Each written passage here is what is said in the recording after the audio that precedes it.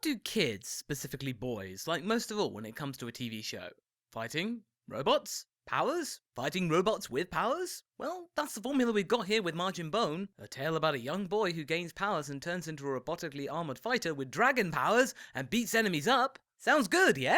Simple action. Maybe too simple. In fact, it's a little lacking. Majin Bone is a multimedia property created by Bandai. Bandai has created a digital card game of the same name and has, logically, joined forces with Toei Animation to create an anime series to go in tandem with the game. It started with a manga in January published in the magazine Saikyo Jump, and now 3 months later has its animated brother in arms to help push the Majin Bone property into the public eye. Did I say push? I mean lightly tap. The anime is a very lackluster affair in terms of style and finesse, but I will give it credit for trying its best with what it has. I'll go into detail later, but for now, let's focus on the story. Its story is about a young boy named Shogo who finds himself embroiled in a battle between armoured fighters while causing havoc around a city, fighting battles between themselves in both reality and in game-like cuboid anti-reality. At first, he's clueless about this, but his friend Saho constantly points him in the direction of aliens, and for once is on hiding to something, and he ultimately finds himself hearing strange sounds that aren't his mind telling him to jump ship and find a better anime to be an average high school student in. 3 figures watch over him, who later are his cohorts Antonio, Tyrone and Luke, and could easily help him when a warrior costs Shogo when he comes into contact with a magical stone tablet and merges with it, but they choose to just watch instead of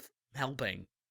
Yeah. The rest of the story revolves around Shogo learning his powers of the Dragon Bone and fighting more baddies in a similar vein, whilst also dealing with the sexual tension of having his best friend Saho staying in the same house as him. Saho's family home got destroyed in the aforementioned fight, and her unearthing his porn collection doesn't bode well for our young man. I think the first thing I need to point out here is that this isn't meant to be a deep and philosophical analysis of robotic warriors and such. This is merely a show invented to help sell a card game. It doesn't need to have a detailed plot, just enough to serve the purpose of advertising the cards available, the basic concept, the main characters, and add some kind of mild superhero-esque peril. It's a wholly stock affair with characters representing all sorts of stock archetypes. We got Shogo as the aloof teenager, Saho as the oddball supernatural obsessive, Luke as the stoic leader, I'm getting vibes of Hiei from Yu Yu Hakusho here, and so on. They cover the basis of what we should expect in an anime of this sort. However, there is a critical point to make which helps make Majin Bone stand out above Yu-Gi-Oh clones. It's acting. If Toei and Bandai wanted to follow a formula 100%, they could have used more grating and simplistic vocals which would sound brash, shrill, overacted, and annoying to anyone over the age of 14.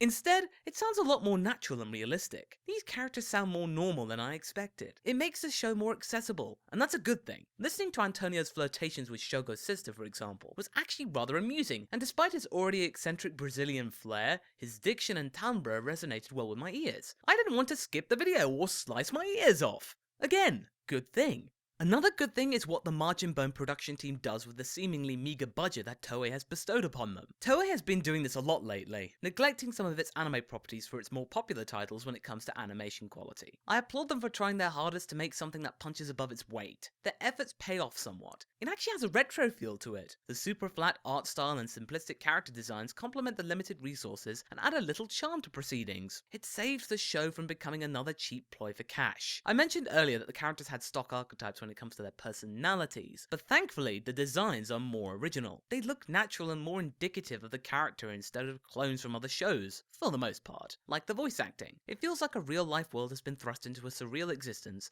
and it has to deal with this sudden change of events. Most of the fighting uses 3D models of the robotic armor-clad characters in a grid-like environment. The designs look cool, but the fighting isn't. It is so stale and unfinished. The limited use of sound effects and minimal dialogue left me feeling cold and distant. I didn't engage with any of the action save for a couple of moments when Shogo was finding his feet by planting one in the robot's face. It brought everything down in my eyes and I felt sad. I think if Majin Bone got the budget it deserved, or maybe a studio that would give it the attention it needed, it would be a better show. I respect it for doing the best it could with what it got. I think the characters are decent and do a far better job than any animation does. It is such a letdown. I will keep watching for a while to see how it goes, but I feel that I know the animation quality will steadily get worse as the mid-series slump occurs, but I have hope. Also, I never quite got why the series is called Majin Bone. It sounds weird and slightly awkward. In fact, there's a line where Luke tells Shogo to equip your bone. I think I'll have no trouble with that, what with being a high school student.